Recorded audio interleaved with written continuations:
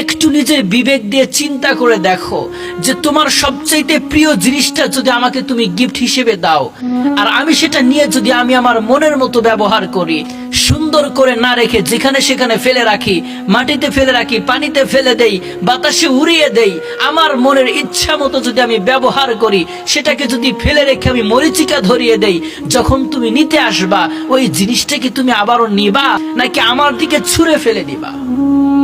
তোমার নিজের বিবেককে বলো। তাহলে যে রব তোমাকে একটা পবিত্র রূহ, একটা কল্ব দিয়েছিল, এই পবিত্র কল্ব তুমি তো মরিচিকা বানিয়ে ফেলে দিলা, এই কল্ব তো তুমি কালো বানিয়ে ফেলে দিলা, এই রূহটাকে তো তুমি জাহান্নামী বানিয়ে ফেলে দিলা, এই দেহটাকে তুমি তো পচিয়ে ফেলে দিলা। এই পচা দেহ, কালো মরিচিকা পড়া রূহ, এগুলো কি আল্লাহ তোমার কাছে থেকে নেবে? আল্লাহ তখন এই দেহটাকে জমিনকে দিয়ে দিবে, জমিন খেয়ে ফেলে দিবে, আর কলবটাকে জাহান্নামে ফেলে দিবে, জাহান্নাম দাও দাও করে জ্বালিয়ে পুরে ছাই করে দিবে।